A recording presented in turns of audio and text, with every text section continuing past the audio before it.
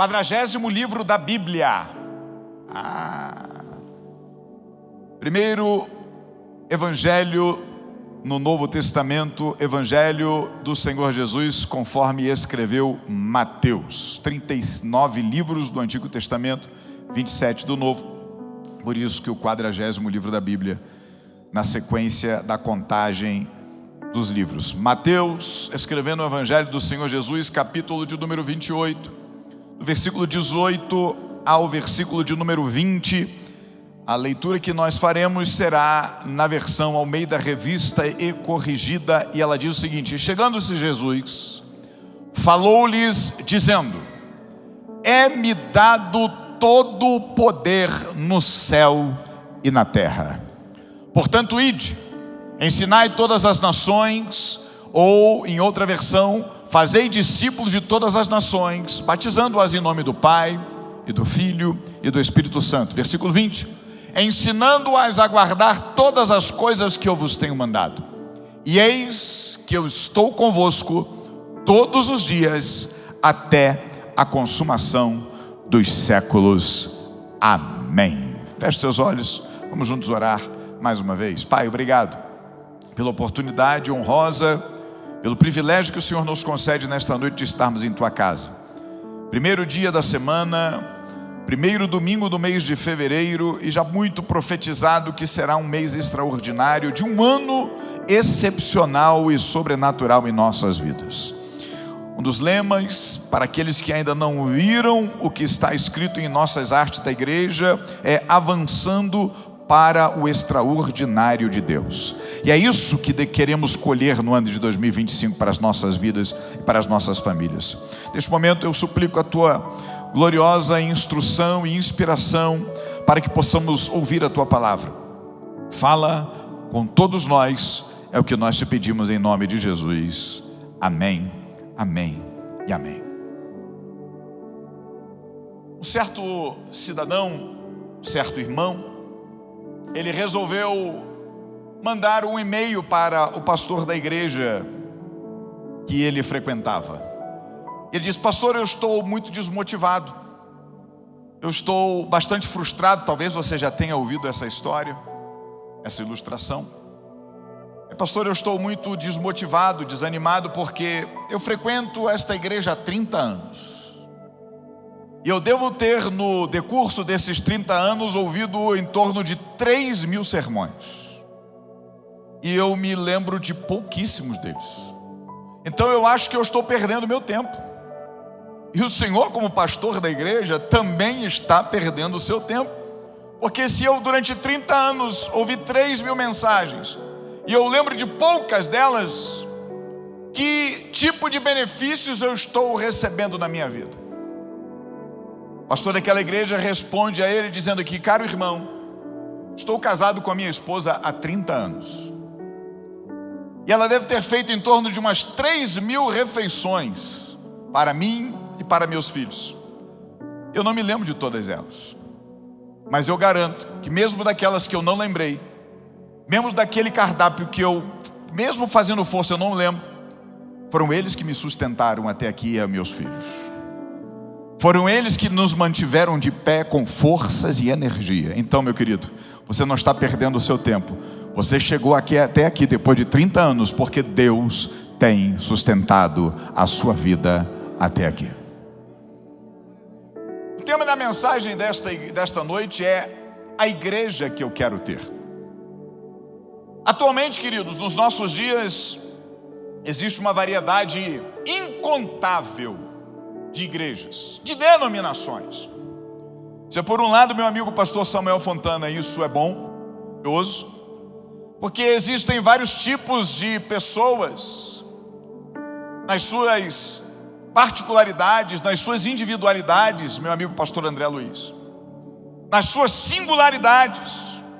Existem grupos sociais, faixas etárias, que precisam ser alcançados pela multiforme graça de Deus.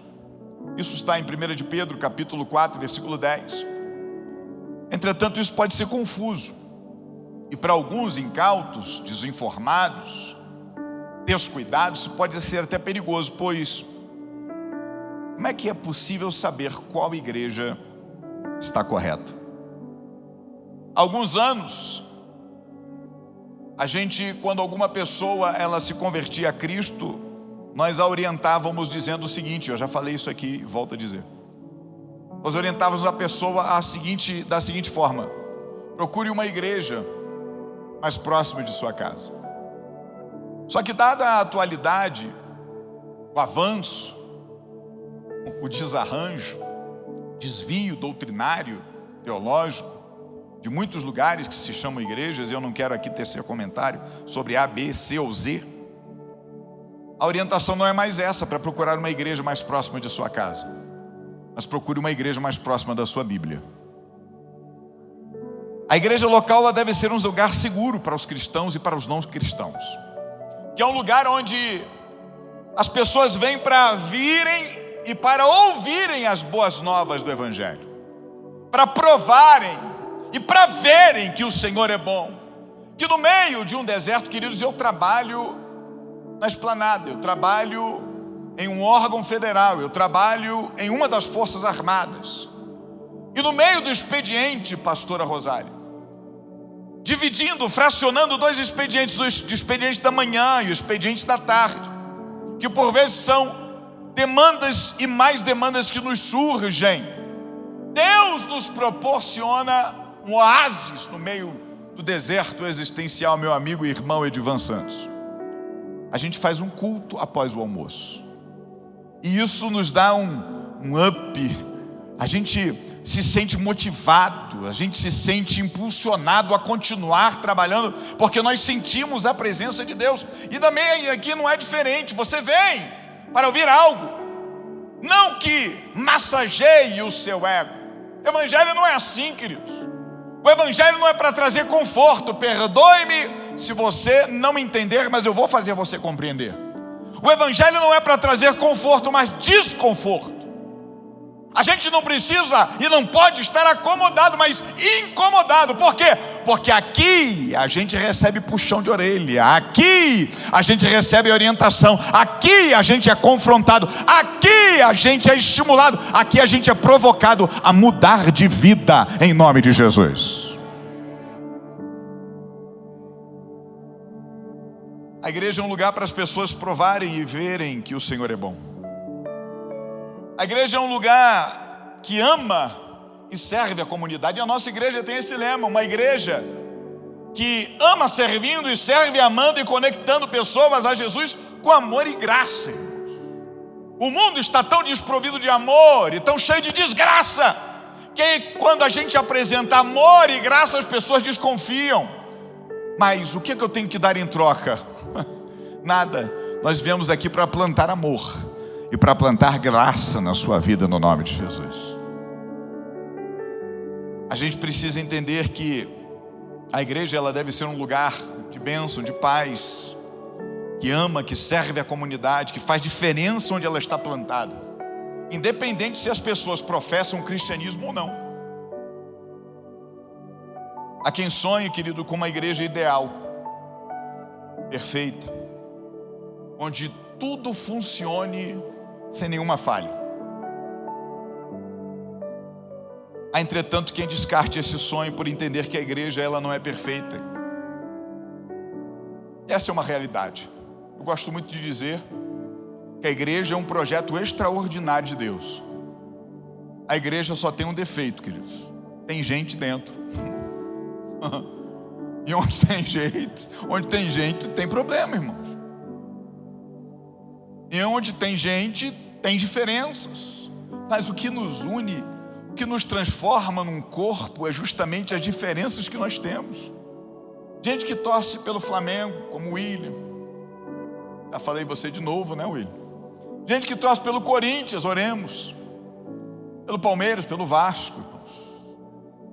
Ainda bem que eu estou aqui, tomara que eu não caia. Só os fortes entendem.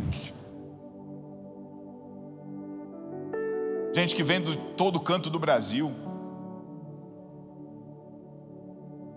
Tem até um vídeo que circula pela internet. Você quer ver se tem nordestino aqui? Fala assim: tem nordestino aí?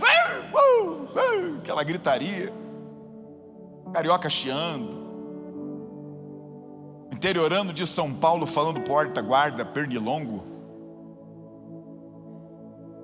Gente dos mais diversos gostos, que não importa se é macaxeira, aipim ou mandioca, mas come do mesmo jeito.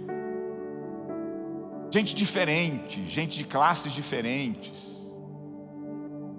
gente com diferentes perfumes. Eu já falei isso aqui, irmãos. O maravilhoso da igreja é que você pode até não colocar perfume quando você vem para a igreja, mas você sai perfumado, de tanto que você abraça as pessoas. Você tenta identificar a fragrância e não consegue, porque esse aqui acho que foi do André Luiz, esse aqui é do pastor Renato, esse aqui, sabe? Por quê? Porque é isso que nos faz igreja. E aí tem gente que gosta de colocar justamente essas dificuldades, esses empecilhos. Descarta estar na igreja porque tem problemas. John MacArthur, pregador americano, disse: a igreja não é perfeita, nunca o foi. Algumas pessoas usam esse fato como desculpa para se manterem afastadas da igreja. E as pessoas dizem o seguinte: essas pessoas que difamam, que criticam, que julgam, que deformam, que despojam a igreja, elas dizem o seguinte: eu gostaria de frequentar uma igreja, mas há muitos hipócritas lá. John MacArthur disse: então eu penso, pode vir, tem lugar para mais um. Não sei se vocês têm esse sonho, mas eu tenho. Eu sonho com uma igreja parecida com uma igreja, eu não vou dizer o nome, mas ela é uma extensão de mar salgado, que ocupa aproximadamente 75% do globo terrestre. Uma igreja parecida com uma certa igreja em Águas Claras, fica perto do Taguatinga Shopping, saída para Águas Claras. Não vou dar pista, mas haverá sinais. Sonho com uma igreja que tem uma excelente estrutura, uma igreja bem localizada, com uma fachada bem iluminada, com estacionamento subterrâneo espaçoso, cheio de carros. Mas preste atenção, uma igreja que tem um estacionamento subterrâneo cheio de carros, mas cheio de pessoas dentro desses carros. Uma igreja, algumas desejam igreja com cozinha, com refeitório, com salão de festas. Eu não, irmãos. Eu prefiro uma igreja com espaço gourmet, com vidro temperado na fachada ou não, com tratamento térmico e acústico, som de última geração. Posso ouvir um amém, Fernando? Climatizado, eu posso ouvir um amém, irmãos? Com o departamento infantil, outras defendem o departamento infantil, eu defendo o Kids. E possibilite às nossas crianças o melhor que elas podem e devem receber, com um painel de LED widescreen 8K, irmãos, em que haja ministérios de homens, de mulheres, de casais, que estimule uma vida cristã de excelência, uma juventude hype, que mais do que uma tendência, ela simplesmente implante uma cultura de transformação de vida em nossa geração. O ministério de assistência social atuante, que ajude de modo eficiente as pessoas necessitadas, que tenha um seminário teológico, que tenha programas em rádio, televisão, internet, etc, etc, etc, e você completa como você desejar a igreja que você quer ter. Mas a igreja que eu quero ter é bem mais do que isso, queridos. Em primeiro lugar, meu amigo e irmão Alex Damasio, que veio do Rio de Janeiro, carioca da Gema, de Nilópolis, a irmã Cíntia, a sua família. A igreja que eu quero ter, meus queridos, é a igreja que está nos versículos 18 a 20 de Mateus 28. Em primeiro lugar, é uma igreja que reconhece que todo o poder pertence exclusivamente a Jesus. Jesus bradou para os seus discípulos dizendo o seguinte: prestem atenção, porque este é o meu último sermão, a última pregação antes de subir aos céus. É-me dado todo o poder, irmão, não sobrou para ninguém. Todo o poder foi dado exclusivamente a Jesus. Homens brigam por poder, governos brigam por poder, partidos brigam por poder, facções e milícias brigam por poder, até candidatos de concurso brigam por poder, mas o poder só pertence a Jesus. O salmista no Salmo 62, versículo 11, ele diz o seguinte: uma vez Deus falou, duas vezes eu ouvi, que o poder só pertence a Deus. Isso é uma linguagem poética. Uma vez eu ouvi, ou uma vez Deus falou, duas vezes eu ouvi. Sabe o que o salmista está dizendo? O seguinte: já ouvi uma, já ouvi duas, já ouvi de novo, e de novo, e de novo, e é sempre a mesma frase e a mesma intenção. Não há, fora de Deus, alguém que tenha poder a não ser Ele. Estou pregando para alguém que está entendendo isso no nome de Jesus? O último livro da Bíblia, capítulo 19, Apocalipse 19, versículo de número 1, diz o seguinte: eu ouvi a voz de muitos anjos, como de uma grande e numerosa multidão, que dizia: aleluia, a glória, o louvor e o poder pertencem ao nosso Deus. Ainda em Apocalipse capítulo 5, do versículos 11 e 12, diz o seguinte: e depois, de João, depois destas coisas eu ouvi a voz de muitos anjos e dos seres viventes e dos anciãos, como uma voz numerosa de uma grande multidão, que dizia o seguinte, e eles eram a sua quantidade de milhões e milhares de milhares, que diziam: digno é o Cordeiro de receber o poder e a força, e a honra, e riqueza, e sabedoria, e glória, e louvor. O poder só pertence a Jesus. A palavra poder, traduzida em algumas versões para autoridade, é exousia. E exousia, ela tem alguns significados. É o poder de falar. Sabe quando tem gente que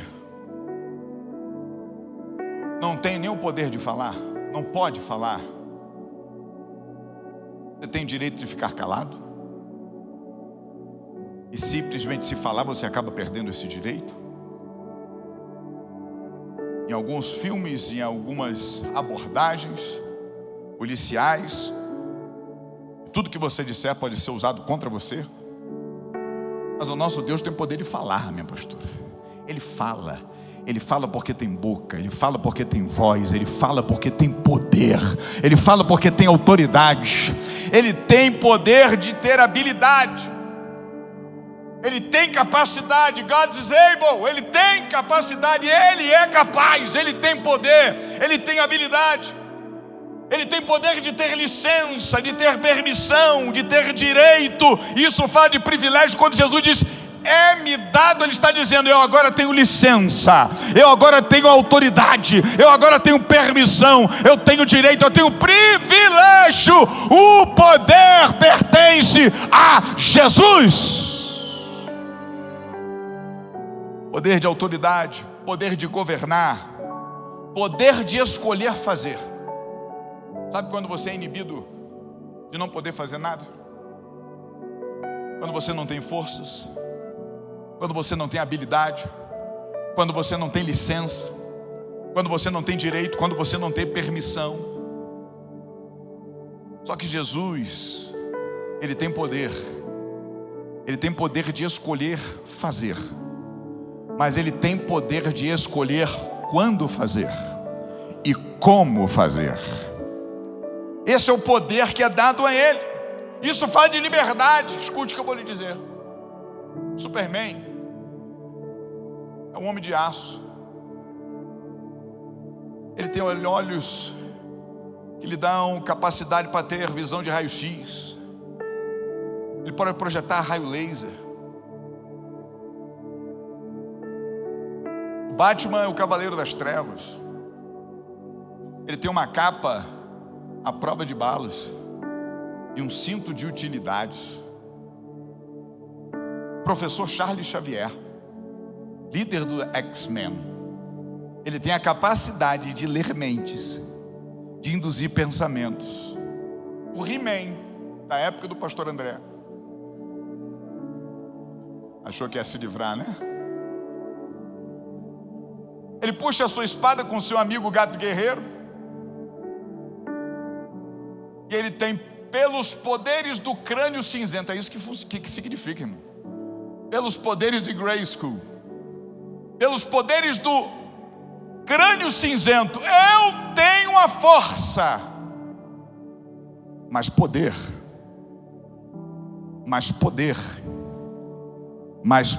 e eu vou dizer de novo, só tem um que tem, que detém, que realiza grandes feitos, e ele está sentado. Escute, esse poder, ele tem poder para poder mudar situações, de alterar circunstâncias, ele tem poder de virar diagnósticos, ele tem poder para virar a página, ele tem poder para resgatar, para restaurar, para ressuscitar, para trazer a vida.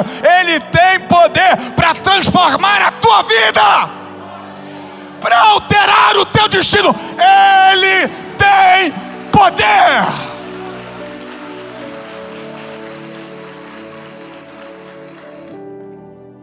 A igreja que eu quero ter, queridos, ela não é estática, não é inerte, não é imóvel. Imóvel no sentido de não se mover. Versículo 19, a parte A diz isso. Jesus disse: todo o poder me foi dado no céu e na terra, portanto, ide. Não é para ficar parado. Aceitei a Jesus, pastor, vou ficar no meu quentinho, no meu cantinho aqui. Agora estou salvo, não corro mais risco.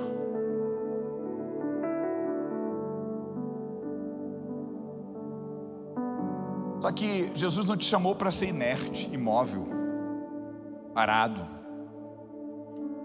Jesus não te chamou para ser estático. E uma coisa que a gente quase não percebe, meu irmão Rony, é que a gente às vezes quer soluções com os outros se colocando à disposição. Tem gente que é extraordinário para dar ideias, irmãos. Que maravilha, vamos lá. Não, Deus me chamou para dar ideias. Agora, ideia é com os outros fazendo, sugestão com os outros fazendo. Aí quando estiver pronto, a pessoa vai lá e chega: opa, a minha ideia deu certo. E ainda quer os louros, ainda quer os aplausos, ainda quer o reconhecimento. Uma coisa que a gente não percebe, que é imperceptível às vezes, é que a gente quer a solução que os outros se coloquem à disposição para mudar a rotina, mudar as circunstâncias. Depois a gente entra em cena, sem trabalho algum, sem esforço algum. Só que a igreja que eu quero ter, ela passa primeiro pela igreja que eu tenho que fazer.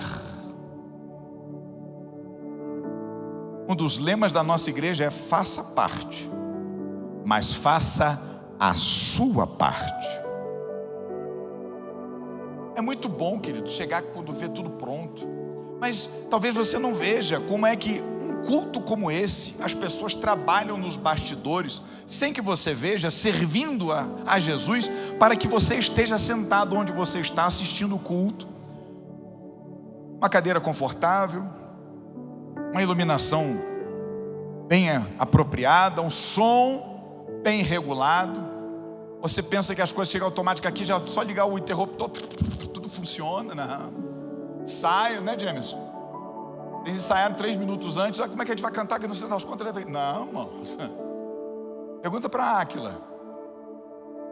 Quantas semanas ensaiando o mesmo louvor? Não dá, vamos fazer essa introdução aqui. Não, vamos fazer essa. Não, vamos botar aí, bota um sustenido, bota um bemol, vamos por aí afora. Estou aqui chutando, irmão.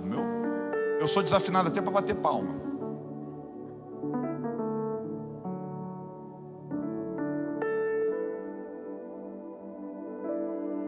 A igreja não é chamada para ser inerte. Outra coisa que a gente não nota é que a igreja que eu quero ter passa pela igreja que eu devo ser. Eu gosto muito, queridos, de envolvimento na confecção das coisas. Outra vez eu falei sobre pamonha aqui. O Vinícius, depois do culto, ele falou comigo: pastor, tem uma vontade tão grande de comer. Cadê o Vinícius? Levanta a mão aí, Vinícius. É isso mesmo. O único erro dele foi não me chamar para comer pamonha depois. Mas Deus perdoa, eu também te perdoo.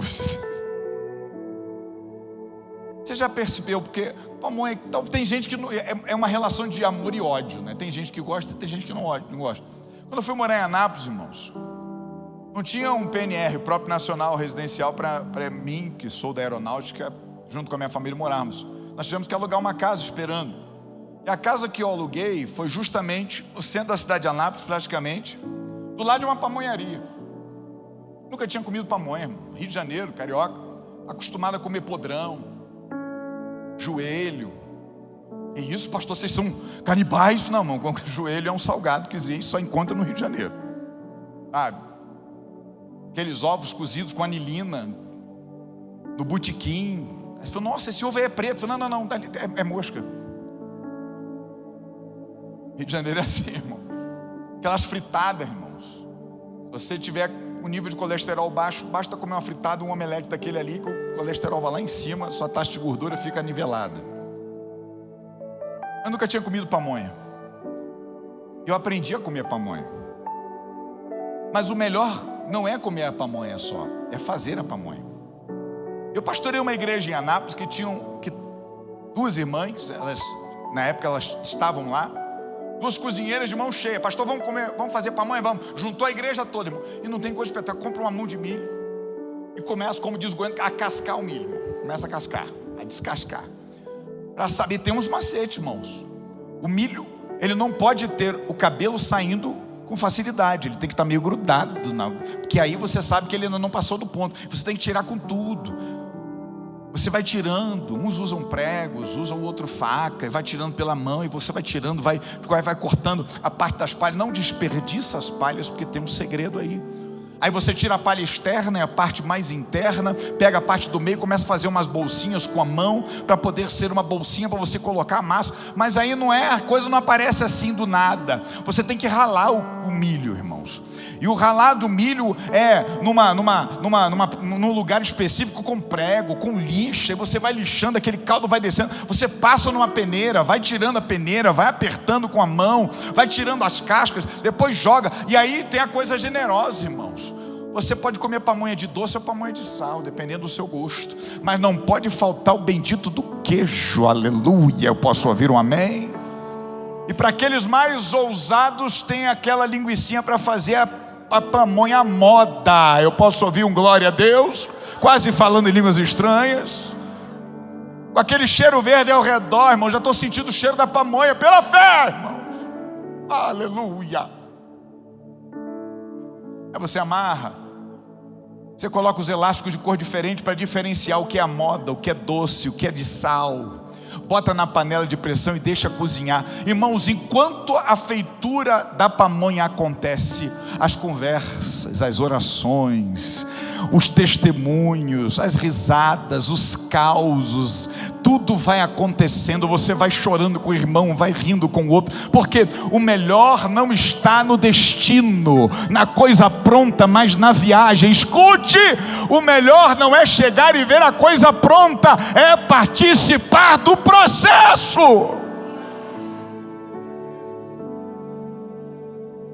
A igreja é o que eu faço, irmãos. E a igreja, por ser o que eu faço, eu preciso aprender que eu faço aquilo que eu sou. Consequentemente, a igreja é o que eu sou.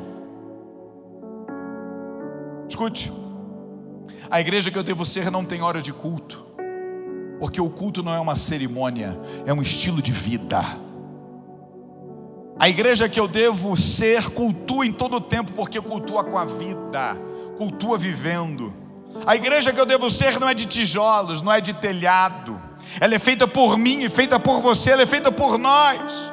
A igreja é feita de gente imperfeita, gente que erra, que peca, que falha, que tropeça, que cai, mas ela é feita de gente que se arrepende das suas falhas, que luta para ser perfeito, que se esforça para consertar os erros e não querer errar mais, que tropeça e cai, mas se levanta mais forte, se levanta para querer ser melhor, de gente que ama ser amada, que chora, mas que deseja sorrir. E eu profetizo que você vai sorrir, e muito, em 2025, no nome de Jesus. Essa é a igreja que eu quero ter. Só isso, pastor? Não. Aqui é igual propaganda de Body Shop, não tem mais. A igreja que eu devo ser, ela mostra o caminho da salvação, mas não tem os direitos da estrada. Ela não cobra o pedágio da ponte. A igreja que eu devo ser ilumina a estrada como um farol, para que todos possam passar pela ponte. E a ponte é Jesus.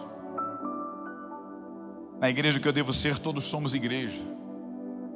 Afinal, não se consegue ser igreja sozinho.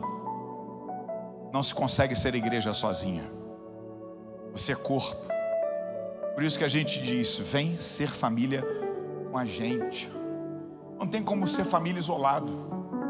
Não tem como ser família afastado, afastada. Família é para estar junto, irmãos.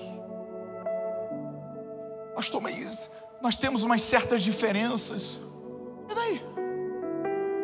As diferenças é que nos fazem singulares, peculiares, nos fazem família. Ou a sua família é perfeita, irmão, por favor, não levante a mão nem olhe para o lado. Você pode se envolver agora num problema sério. Tem igreja, não tem família perfeita. Não tem igreja perfeita, irmão. Somos seres humanos fazendo igreja, lutando, batalhando para não pecarmos, para não errarmos. A igreja que eu quero ter é a igreja que eu devo ser. E eu quero ser essa igreja, irmãos. Eu estou me esforçando muito para ser essa igreja. Terceiro, a igreja que eu quero ter é uma igreja que discipula. E olha que extraordinário. Nós temos os PGs, os pequenos grupos, os aconselhamentos, os atendimentos pastorais. Isso é discipular. O pastor Simval falou ontem na nossa reunião de obreiros, de líderes, de ministérios, a reunião ministerial das igrejas, inclusive a Oceano da Graça. As pessoas entravam metaforicamente pela porta da frente e saíam pela porta dos fundos. Muitas igrejas viram uma verdadeira rodoviária, porque há uma movimentação, uma rotatividade muito grande e as pessoas não ficam, elas não se fixam. A igreja precisa de discipulado para isso, irmãos. Eu recebi gente assim na igreja que eu pastoreei em Anápolis. Já falei isso aqui. Casal que chega para mim chorando na porta do culto, antes do culto começar. Aí você pensa que a vida de pastor é só preparar sermão, dar sorriso e bênção apostólica, irmãos. A gente sobe para o púlpito, e a pastora Rosália sabe muito bem disso, o pastor Simval poderia confirmar isso, pastores que estão aqui confirmam isso, pastor pode confirmar isso. A gente está bem, irmão, está focado. Não, o versículo que eu vou ler é tal, eu vou dar essa palavra tal. O irmão interrompe: pastor, estou com um problema lá em casa. Na hora do culto, irmão, aí a sua cabeça começa. Aí tem gente que pergunta: pastor, o senhor é só pastor ou o senhor trabalha também?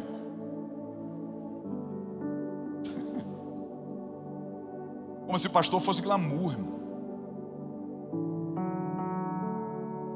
A igreja que eu quero ter é uma igreja que discipula. E aqui várias coisas embutidas. Porque para discipular a gente precisa evangelizar, ganhar pessoas, convidar pessoas. Preste atenção, nossa igreja está trabalhando com isso. Pastor Simval tem feito uma convocação. Queridos, eu e você precisamos nos envolver, trazer gente, irmãos. Ah, pastor, mas eu não sou um bom pregador. Eu sei convidar, então convida, filho. Porque pregador aqui tem, pastores aqui tem, gente que discipula aqui tem, então traz. Pastor, mas pastor não é para ganhar ovelha, não, pastor é para pastorear, irmãos. Ovelha é quem gera ovelha é quem traz ovelha é quem carrega ovelha. E aí você vai ver: olha, eu tenho uma igreja boa lá, tem uma boa palavra. E aí você vai vir para lá, mas você prega para mim? Não, eu quero que você ouça, eu quero que você esteja do meu lado. Eu quero, sabe, como aquele irmão que trabalhava com o juiz, e o pastor da igreja dele era um pastor catedrático, com várias formações, falava outros idiomas, poliglota. E aquele irmão disse: juiz, doutor, o senhor poderia visitar a minha igreja, vai ter uma festa, vai ter uma pregação boa, o nosso pastor é uma pessoa bem estudada. Disse, então eu vou. Quando chegou lá, deram a oportunidade para o irmão Zezinho, da portaria, semi-analfabeto, que foi ler o primeiro capítulo do evangelho escrito por Mateus, da genealogia.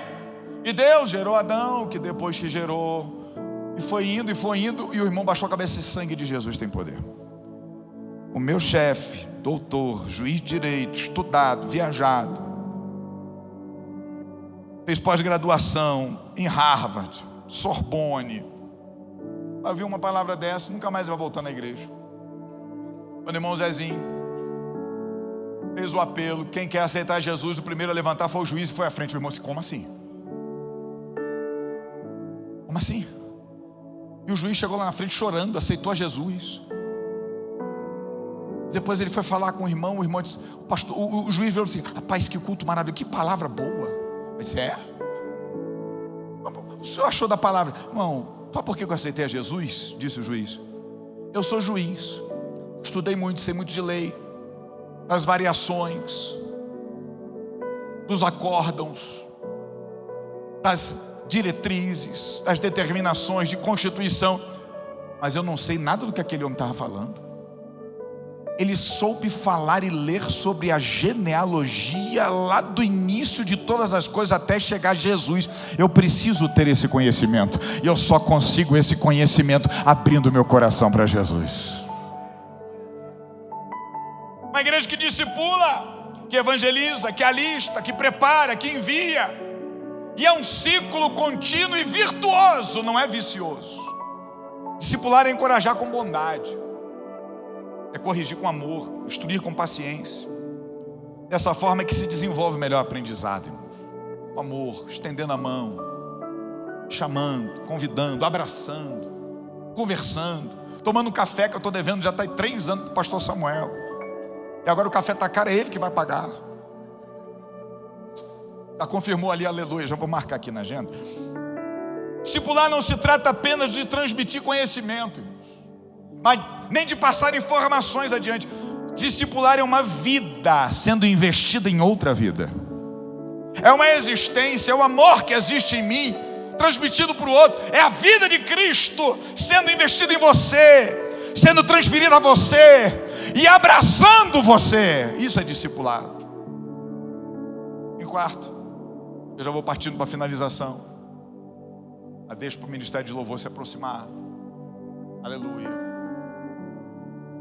A igreja que eu quero ter é uma igreja que ensina. Jesus vira para os seus discípulos e diz: ide por todo mundo, fazer discípulos de todas as nações, ensinando-os a guardar. Ensinar o que, pastor? Falácias, fake news? Quais são as fontes, pastor? Vozes da minha cabeça. Não, irmão, Bíblia. Essa aqui é uma igreja bibliocêntrica, é uma igreja bíblica, uma igreja que prega teologia, que prega Bíblia, que tem uma escola bíblica para você aprender, que tem um curso de nova vida para o pessoal que quer se batizar, uma trilha de acompanhamento e de estudos na escola bíblica, curso para líderes, pastores e pastoras que pregam baseados na Bíblia, porque tem gente por aí afora, irmãos. Eu morei em Porto Velho, uma irmã virou para mim após o culto e falei: pastor, sua palavra foi muito boa. Eu falei: glória a Deus por isso. E eu fui numa igreja essa semana, dizia ela, em que o culto foi tão bom, pastor. Isso é mesmo, pastor, meu culto foi tão bom, já estava a ponto de pedir, pastor Renato, o endereço para poder visitar. Disse: o culto foi tão bom, pastor, tão bom, mas tão bom que não teve palavra. Eu disse: irmão, então não foi bom. Martinho Lutero, um dos pais da reforma protestante, ele disse que o verdadeiro culto a Deus, ele deve ser feito com um inário em uma das mãos e a Bíblia no outro. Pastor, a gente não usa o inário. Isso é metafórico. Que Martinho Lutero estava dizendo o seguinte: culto que é culto tem palavra, mas tem adoração. Culto que é culto tem adoração, tem louvor, tem celebração, mas tem que ter palavra. As duas coisas são trilhos de uma locomotiva, de uma ferrovia, que te levam à presença de Deus e trazem a presença de Deus diante de você, no nome de Jesus. Isso é palavra. Palavra. Rui Barbosa, já falei isso aqui uma vez. O Águia de Aia, polímata. Pastor, eu já vi poliglota. Agora polímata é porque polímata é aquele que tem conhecimento de várias ciências. Ele escreveu uma certa vez uma frase dizendo o seguinte: a Bíblia, e ele não era crente, irmãos. Ele disse: a Bíblia é um grande oceano em que as baleias de todas as espécies se perdem dentro dela. Alguém conta uma certa ilustração que chegou na casa de Rui Barbosa e viu um livro preto na sua estante. Que livro é aquele? E Rui Barbosa disse: depende. O visitante perguntou: depende do quê? Se você estiver com fome é pão, se estiver com sede é água, se estiver perdido é bússola, se estiver caído te levanta, se estiver doente te cura, se estiver simplesmente sem salvação ela te salva, se estiver completamente sem noção ela te orienta, ela te guia, ela te direciona. Que livro é aquele? A Bíblia Sagrada. Por que ela está sobre todos os livros? O visitante perguntou. Porque para mim ela é a coroa de todos os livros da minha biblioteca. Aquele homem foi lá e pegou a Bíblia e botou de lado. E agora? Agora ele é a coluna que sustenta os demais livros. Tirou dele e botou debaixo. E agora? Ela é simplesmente a base de toda a literatura humana. Ele tirou de baixo e colocou no meio. E disse: e agora? É o coração de toda a literatura humana. A Bíblia é a palavra de Deus, e ela é a partir dela que nós ensinamos em nome de Jesus. A igreja que eu quero ter é bíblica, é bibliocêntrica.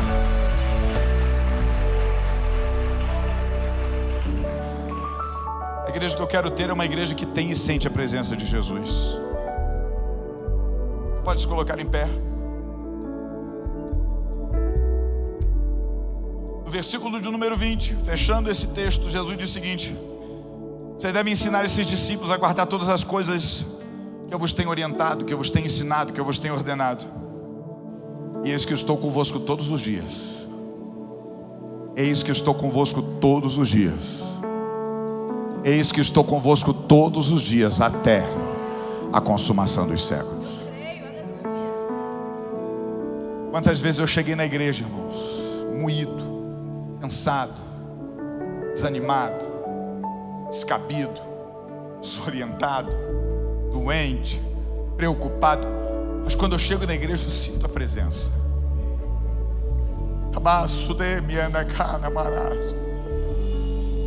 E quando a gente sente a presença, tudo mais é secundário, é terciário, perde completamente a importância, a relevância, a prioridade, porque a prioridade é sentir a presença de Jesus.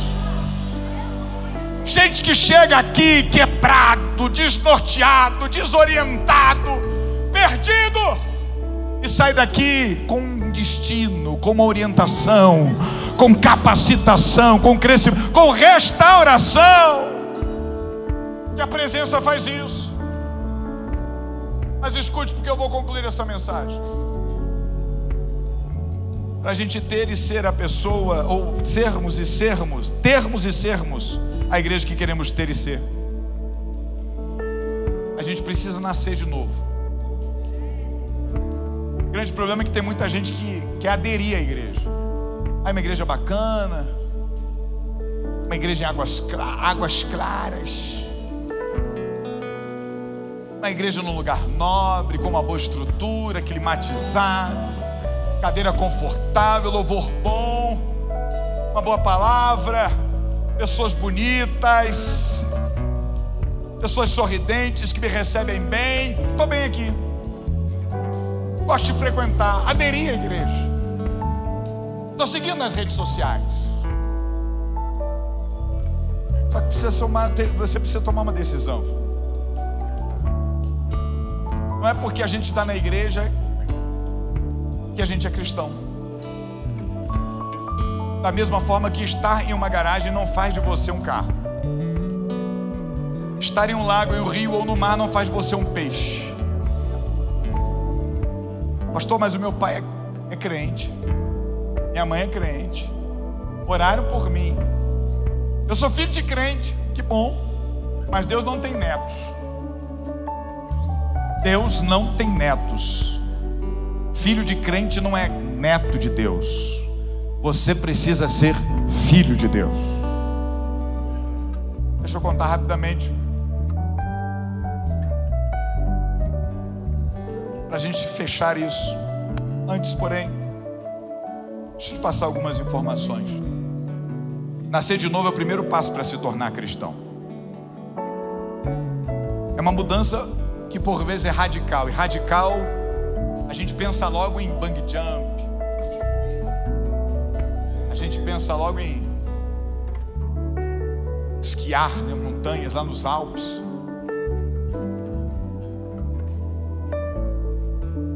Radical aqui vem de raiz, começa de dentro para fora, é do interior para o exterior. Isso muda o nosso comportamento ético, nossa moral, nossos ideais, nossos pensamentos teológicos. Nascer de novo é a chave que abre a porta para sermos a igreja que devemos ser, a fim de que nós alcancemos a igreja que queremos ter. Eu vi uns dias atrás sobre um pastor de Dallas, Texas, chamado Robert Madu. Ele tinha um compromisso em Atlanta, na Geórgia, e ele saiu de casa atrasado, pastor André. E quando ele chegou no aeroporto atrasado, disse: eu vou perder o voo, vou perder o voo, vou perder o voo. Quando ele chegou diante do aeroporto, naquelas portas, as portas abriram-se automaticamente. Ele disse: uau, Deus tem um propósito, está abrindo os caminhos para mim. Ele correu, foi até o banheiro antes de embarcar naquele voo. Ele precisou usar o toalete. Chegou lá no toalete, sem que ele fizesse absolutamente nada de carga. Ele disse: uau, Deus está adiantando meu tempo, não vou perder o meu voo.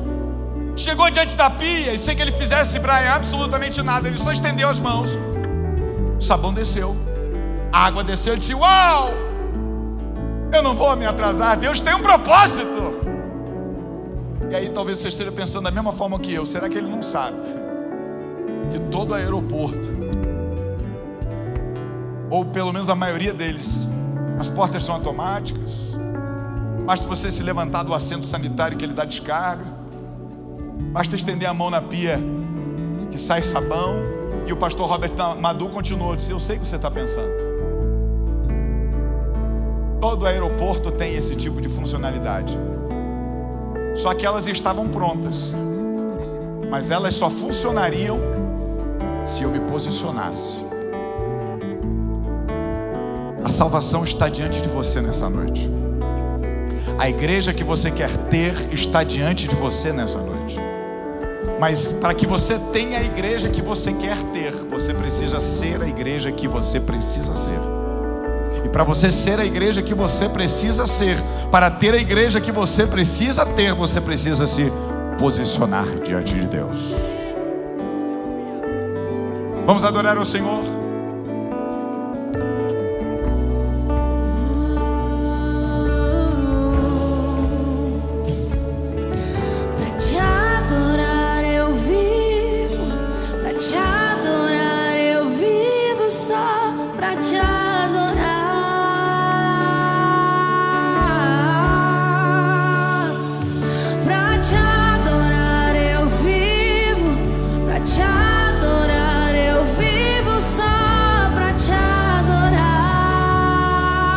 Aleluia.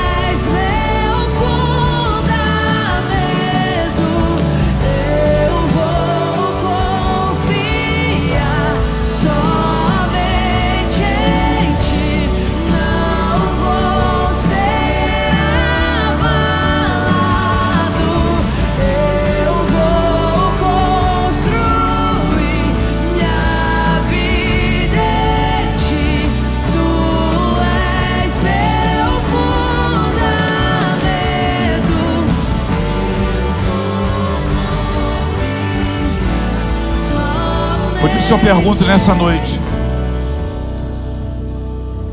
onde está a primeira pessoa que quer se posicionar diante de Jesus? Pastor, eu tenho vindo, visitado a igreja, estou procurando uma igreja. Quem sabe hoje chegou a oportunidade de você tomar um posicionamento diante de Jesus. Gostou da igreja, dos louvores, quem sabe até da palavra. Não quero ser prepotente, mas talvez você já tenha ouvido outras palavras e até melhores, muito melhores do que esta. Quem sabe você participou do Verão Oceano e foi isso que te trouxe aqui. Está a primeira pessoa virada para Jesus.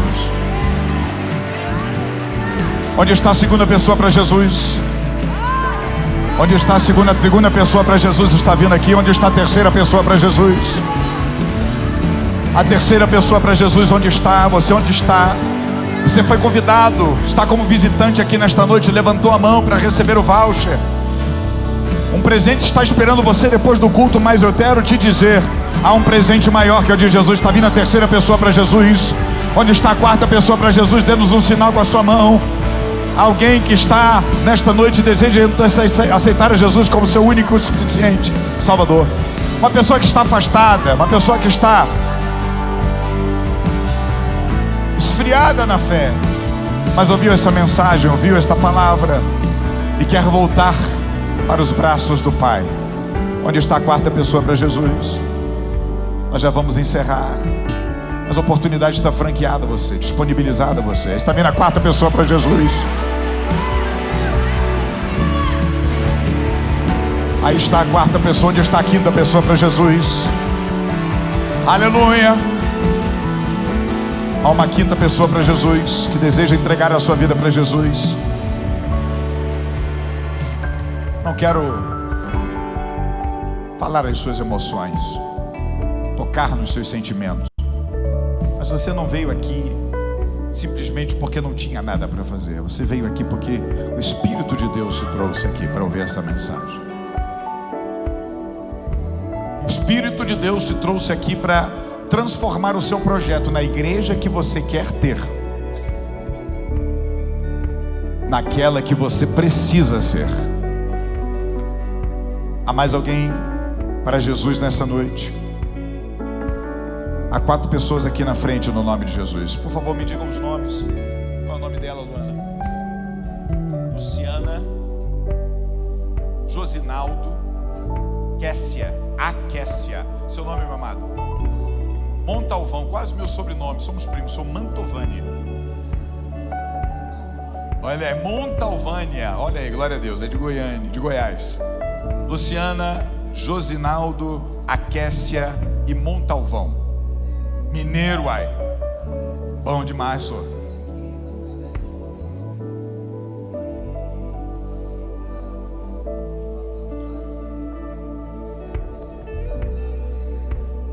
Glória a Deus por isso.